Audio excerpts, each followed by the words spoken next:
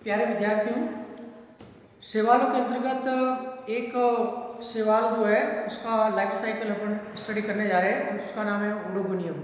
और oedogonium Chlorophyceae वर्ग के उडोगोनियलिस ऑर्डर के अंदर फैमिली उडोगोनियसी का मेंबर है। और उडोगोनियम एक फ्रेश वाटर फिलामेंट सेल का है जो कि मोस्टली रनिंग वाटर में प्रवाही जल में पाया जाता है। और मोस्ट ऑफ स्पीसीज है वो लिथोफिटिक होती है। और यहाँ पे ये उसकी जो बेसल सेल होती है फिलामेंट की वो होल्डफास्ट सेल कहलाती है। और बाकी जो इसका फिलामेंट के स्ट्रक्चर क्या है, कोशिका की संरचना कैसे है, और उडोगोनियम में सेल डिवीजन कैसे होता है, कोशिका विभाजन, ये भी प्रश्न एग्जाम में आता है। और इसके अलावा रिप्रोडक्शन की बात करते हैं जिसमें अलैंगिक जनन है वो mostly perform by asexual method, जिसमें जूस्पोर के द्वारा होता है जो कि कॉमन मेथड है फेवरेबल सीजन में। और इसके अलावा सेक्सुअल रिप्रोडक्शन जो है वो इसमें थोड़ा सा कॉम्प्लिकेटेड है। और जैसा कि अपन जानते हैं कि उडोगोनियम में लैंगिक जननांगों का वितरण जो है डिस्ट्रीब्यूशन ऑफ सेक्स ऑर्गन और फिलामेंट, उसके आधार पे उसमें दो प्रकार की प्रजातियां पाई जाती है। और फिर उसका लाइफ साइकिल और स्पोर का जर्मिनेशन इसकी अपन स्टडी करेंगे इस वीडियो में। तो सबसे पहले उडोगोनियम का जो क्लासिफिकेशन है वो आपको बता दिया है कि इसमें एल्गी क्लोरोफाइसी वर्ग है और उसमें उडोगोनियली ऑर्डर है और फैमिली उडोगोनियसी है और जीनस इडोगोनियम है। इसको आप उडोगोनियम या इडोगोनियम का उच्चारण से इसको समझ सकते हैं। ये मोस्टली फ्रेश वाटर एल्गा है और किस प्रकार के जल में पाया जाता है, रनिंग वाटर में। प्रवाहित जल जो होता है ज़्यादातर स्ट्रीम, रिवर या जहाँ पे स्प्रिंग होते हैं, झरने होते हैं, उसमें ये लिथोफाइट के रूप में पाया जाता है। और फिलामेंट काफ़ी लंबा होता है। ये यूनिसीरियल फिलामेंट होता है, अनब्रांच्ड फिलामेंट है, इसमें अशाखित तंतु है पूरा। और इसकी जो प्रमुख प्रजातियां हैं वो मेन फिलामेंट इसका हैप्लॉइड होता है और डिप्लॉइड फिश केवल जाइगोट के रूप में इसमें पाई जाती है। इसका मतलब इसमें हैप्लॉइडिक टाइप का लाइफ साइकिल पाया जाता है। स्पीशीज में उडोगोनियम एक्वाटिकम है, एक्वाटिकम, इडोगोनियम फ्रेजाइल है, एक रंधावी है, रंधावी। ये अलग अलग इसमें प्रजाति जो पाई जाती है उडोगोनियम के अंदर। अब आपको इसमें सबसे पहले अपन बात करते हैं उसमें कोशिका और फिलामेंट की। तो सबसे पहले थैलस की बात करते हैं। थैलस में आप देखिए ये जो आपको थैलस दिख रहा है, उडोगोनियम की सभी प्रजातियों में इस प्रकार का थैलस नहीं पाया जाता है। क्योंकि अगर वेजिटेटिव थैलस की बात करते हैं जिसमें यंग थैलस है वो तो सबका एक जैसा है, परंतु अगर रिप्रोडक्टिव स्टेज के साथ आप देखोगे तो इस थैलस में जैसा कि सबसे बेसल जो सेल होती है, कोई भी स्पीसीज का जो फिलामेंट का बेसल सेल है उसको अपन होल्डफास्ट कहते हैं, हिंदी में इसको स्थापनांग कोशिका कहते हैं। और इस कोशिका की क्या विशेषता होती है कि स्थापनांग है वो थैलस को सबस्ट्रेटम से उसको अटैच करने में हेल्प करते हैं, जिसके कारण ये सबस्ट्रेटम से अटैच रहता है। क्योंकि इसके बेस में ये अटैचमेंट डिस्क है, यहाँ पे ये अटैचमेंट डिस्क है जो थोड़ी सी ब्रांच्ड है, इसके नीचे ये सबस्ट्रेटम है यानी रॉक सरफेस है और ये प्रवाहित जल में पाया जाता है। अब ये होल्डफास्ट की जो सेल है इसमें एक तो कोशिका विभाजन नहीं होता, यानी ये सेल डिवाइड नहीं होती है फर्दर। और दूसरी बात, इस कोशिका में क्लोरोफिल भी नहीं पाया जाता, यानी ये रिप्रोडक्शन में भी पार्टिसिपेट नहीं करती, नहीं ये क्लोरोफिल या फोटोसिंथेटिक नेचर की होती है और नहीं ये रिप्रोडक्शन में पार्टिसिपेट करती है। इसका एक ही कार्य है थैलस को होल्ड करना सबस्ट्रेटम से। इसके अलावा बाकी जितनी भी वेजिटेटिव सेल है प्रत्येक कोशिका बेलनाकार शेप में है, जिसका जो साइज विड्थ की तुलना में लंबाई ज़्यादा है और ये बेलनाकार कोशिका है। और प्रत्येक एक कोशिका की अगर अपन बात करते हैं तो यहाँ पे कोशिका भित्ति जो है और यहाँ पे ये सेल वॉल है, सेलुलोजी। इसके अलावा यह न्यूक्लियस है, हैप्लॉइड न्यूक्लियस, और देयर आर मेनी पायरेनोड्स, ये आपको ध्यान रखना है, यानी कि यहाँ पे पायरेनोड काफी है, बाकी पूरा साइटोप्लाज्म कंटेंट है। और इसमें रेटिकुलेट क्लोरोप्लास्ट पाया जाता है। ये रेटिकुलेट क्लोरोप्लास्ट ये आपके पायरेनोड्स है, ये न्यूक्लियस है और बाकी ये साइटोप्लाज्म और सेल वॉल है। और इसका जो शेप है वो सिलेंड्रिकल है। ये कोशिका भित्ति की शॉर्ट में आपको संरचना बताई है। अब इसमें देखिए कि एक कोशिका जो पेरेंट सेल होती है वेजिटेटिव सेल, वो कोशिका जैसे डिवाइड करती है तो उस कोशिका में पहले कोशिका का जो ऊपरी सिरा है यहाँ पे एक रिंग का निर्माण होता है, एक छल्ला बनता है, और जिसके द्वारा जो ये छल्ला होता है जिसके द्वारा कोशिका भित्ति अंदर की तरफ संकीर्ण हो जाती है। और दूसरी बात, जो इस न्यूक्लियस जो है इसके सेल के डिवीजन से पहले न्यूक्लियस के पैरेलल यहाँ पे कुछ माइक्रोट्यूब्यूल्स का कनेक्शन होता है। माइक्रोट्यूब्यूल्स डेवलप होती हैं, जैसे कि ये कोशिका है, इसका ये पेरेंट सेल है, तो इसका यहाँ पे एक रिंग बनेगी, ये यहाँ पे रिंग बन गई है, और ये छल्ला जो है इसमें देखिए आउटर और इनर दो वाल है, और ये न्यूक्लियस यहाँ है, तो यहाँ पे कुछ माइक्रोट्यूब्यूल्स का फॉर्मेशन होगा। जैसे ये माइक्रोट्यूब्यूल बन जाएगा, धीरे धीरे ये पट बनेगा, तो न्यूक्लियस का डिवीजन भी हो जाएगा, एक न्यूक्लियस अपर सेल में, एक लोअर सेल में। तो ये आपके डॉटर सेल बन गई है, ये वाली नई वाली। और जो अपर सेल जो है, जो कि पेरेंट सेल है, इसकी जो यहाँ पे देखिए ये ओल्ड सेल वॉल है। अब इसमें न्यूली सेल वॉल सिंथेसिस होती है, न्यूली सेल वॉल सिंथेसिस होगी। फिर ये छल्ला जो है, इसमें ओल्ड जो सेल है ये ऊपर की ओर पुश होती है, जिसके द्वारा यहाँ पे कैप का निर्माण होता है। इसमें कैप का निर्माण होता है, जो आउटर वॉल है, जो ओल्ड वॉल है वो आउटर है हमेशा, और इनर न्यू वॉल सिंथेसिस होती है।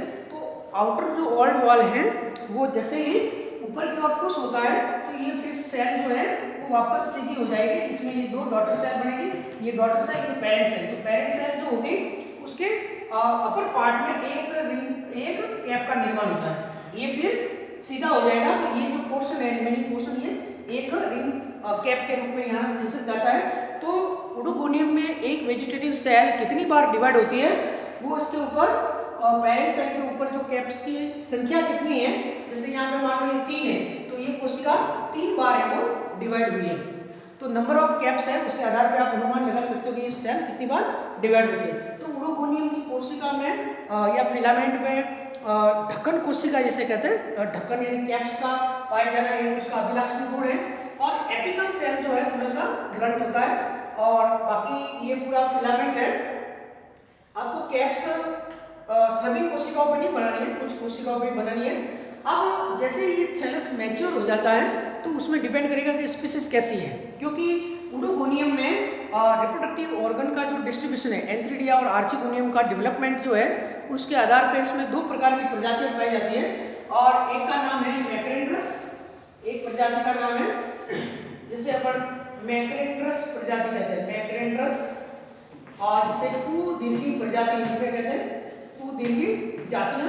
और दूसरी जो होती है वो नेनेंड्रस होती है, नेनेंड्रस को कहते हैं कुवामन जातियां, ये कुवामन जाति है। अब ये जो नाम जो है कुवामन और कुदीर्घी प्रजाति, इसका नाम किसके आधार पर है, वो है कि उसमें कुधानियों का परिवर्तन किस तंतु में होता है। ओडोगोनियम की अलग अलग प्रजातियों में कुधानी यानी एंथ्रीडिया का डेवलपमेंट है वो अलग अलग तंतुओं पे होता है। जैसा कि मुख्य तंतु है, मुख्य तंतु उसे कहेंगे जिसमें होल्डफास्ट पाया जाता है और जिसपे अंडधानियों का परिवर्तन होता है। ये अंडधानी है, ये अंडधानी है, इसमें एक न्यूक्लियस है, एग सेल है, और इसमें एक रिसेप्टिव स्पॉट यहाँ होता है। और ये ओगोनियम है, ओगोनियम के बेस वाली जो कोशिका होती है इसको सपोर्टिंग सेल के नाम से जाना जाता है, ये सपोर्टिंग सेल है। अब देखिए जिस फिलामेंट में ओगोनियम है उसी फिलामेंट की कोशिका जो है वो डिवाइड होकर के ये बनाया चेन ऑफ एंथ्रीडिया।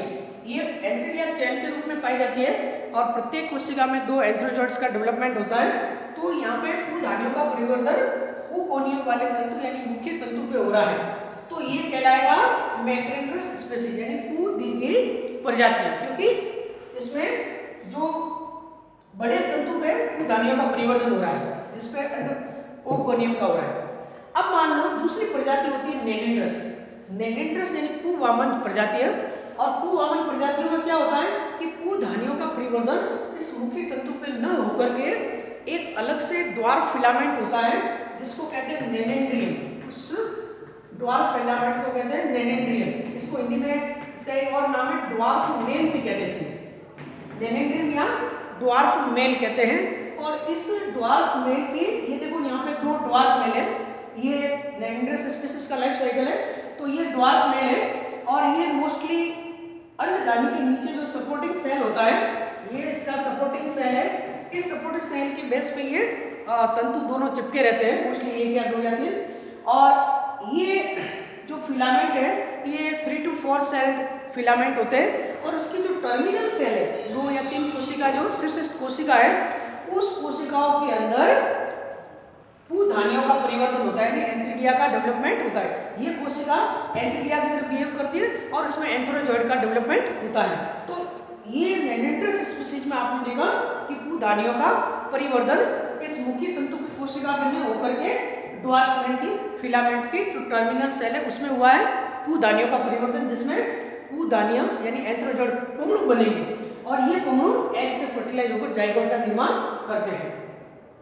अब आपको यहाँ पे पूवामन जाते हुए ये देखना है कि ये जो ड्वार्फ मेल फिलामेंट, इनको कहते हैं ड्वार्फ मेल या नेनेंड्रियम कहते हैं।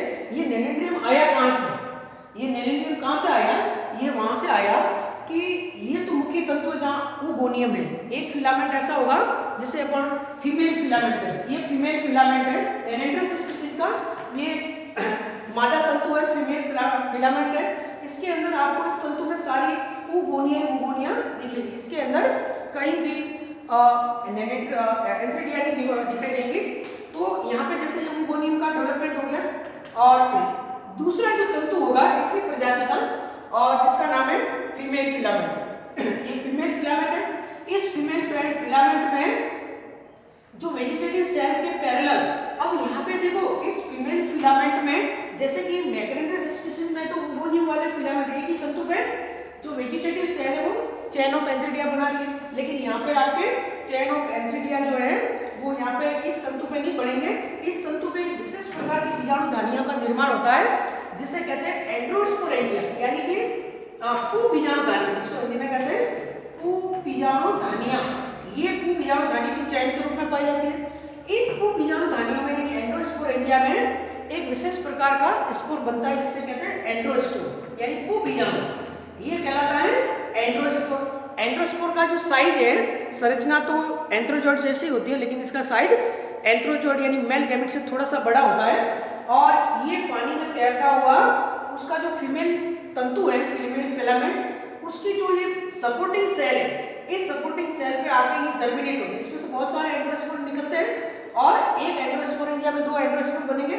ये आकर के मुख्य रूप से इस अंडदानी की जो बेसल सेल है, सपोर्टिंग सेल, या इसका एक और नाम है सबफल्टरी सेल, इसको सबफल्टरी सेल भी कहते हैं, या आके ये जर्मिनेट होता है, ये उल्टा हो गई है, ऐसे जर्मिनेट होगा। अब देखिए एंड्रोस्पोर में आप देखिए यहाँ पे एक इंपॉर्टेंट बात ये है कि यहाँ ये मल्टी फ्लैजिलेट होते हैं और यहाँ फ्लैजिला जो है वो टिप पे नहीं है, ये उसमें लोअर अपर हाफ में है, अपर हाफ से थोड़ा ऊपर एक रिंग के रूप में, उसमें नाशपाती के आकार के एंड्रोस्पोर है और उसके चारों तरफ जो फ्लैजिला है वो आपके एक रिंग के रूप में है। तो ये आपके किरीट कसाबिकी स्टेफेनोकॉन कहते हैं इस कसाबिका पोजीशन को, और ये पानी में तैरता हुआ आएगा। अब इस सबल्टरी सेल पे आके ये जर्मिनेट हो गया, एक से फिर सेल डिवाइड हो गए और 3 to 4 सेल फिलामेंट, ये मेल फिलामेंट जो है जो छोटे तंतु है उसका निर्माण होता है। चूंकि ये तंतु ज़्यादा आगे डिवाइड नहीं होते, काफ़ी शॉर्ट होते हैं, इसलिए उसका नाम है ड्वार्फ मेल, इसको ड्वार्फ मेल फिलामेंट कहते हैं और उसका नाम है, चूंकि ये नेनेंड्रस प्रजाति में पाए जाते हैं इसलिए उसको नेनेंड्रियम भी कहते हैं। अब इसकी इनकी जो टर्मिनल सेल होती है वो कोशिका पुंगड़ू बनाती है, एंथ्रीडिया बनाती है, एंथ्रीडिया के अंदर एंथ्रोजॉइड बनते हैं। ये एंथ्रीडिया, इसमें ये एंथ्रोजॉइड बनते हैं, बहुत सारे एंथ्रोजॉइड बनते हैं। ये एंथ्रोजॉइड इसी तंतु पे, इसी की जो ओगोनियम है जहाँ पे एक रिसेप्टिव स्पॉट है, ये जैसे नेचर होती है, यहाँ पे न्यूक्लियस है, रिजर्व फूड है और ये रिसेप्टिव स्पॉट है और कीमोटैक्टिक एक्टिविटी से ये यहाँ पे पहुंचेगा रिसेप्टिव स्पॉट के पास और उसका न्यूक्लियस है वो एग में फर्टिलाइज होता है, मेल और फीमेल न्यूक्लियस, और जाइगोट का निर्माण करता है। ये जाइगोट बन गया और इसके बाद में जाइगोट थिक वॉल्ड हो जाता है और इसे ट्रू स्पोर कहते हैं। तो यहाँ तक ये आपको फर्टिलाइजेशन कैसे होता है वो आपको बता दिया है। अब आपको देखना है कि नेनेंड्रस प्रजाति में अगर मान लो ये फिलामेंट है, ये वाला फिलामेंट है, इसमें आपको एक फिलामेंट में केवल अंडदानी दिखेगी, दूसरे फिलामेंट में क्या दिखेंगे, एंडोस्पोरेंजिया दिखेगी। तो यहाँ पे अंडदानी का फिलामेंट और जो एंडोस्पोरेंजिया का फिलामेंट वो क्या है, अलग अलग है, सेपरेट है। तो इस प्रकार की प्रजातियां जो है, इस प्रकार के नेनिंड्रस है तो नेनिंड्रस स्पीशीज, लेकिन ये कहलाएंगे इडियो एंड्रोस्पोरस। इसमें एंड्रोस्पोर का डेवलपमेंट कहाँ हो रहा है, एंड्रोस्पोर का डेवलपमेंट अगर वूकोनियम वाले फिलामेंट में हो रहा है या सेपरेट फिलामेंट में हो रहा है तो इसे इडियो एंड्रोस्पोरस प्रजातियां कहलाती है, एंड्रोस्पोरस स्पीशीज कहते हैं, इडियो एंड्रोस्पोरस स्पीशीज कहते हैं। अब दूसरा फिलामेंट क्या होगा कि ऐसा का ऐसा एक फिलामेंट और जिसमें अंडदानियों का परिवर्तन होते हैं, उसी तंतु की कुछ वेजिटेटिव सेल जो है वो एंड्रोस्पोरेंजिया बनाएगी। मान लो ये एंड्रोस्पोरेंजिया यहाँ बनेगी सेम अंडदानी वाले फिलामेंट में, और इसमें पहले एंड्रोस्पोर बनेंगे, ये एंड्रोस्पोर बन गए, ये एंड्रोस्पोर इसी तंतु की अंडदानी के पास आ गए या जर्मिनेट होकर के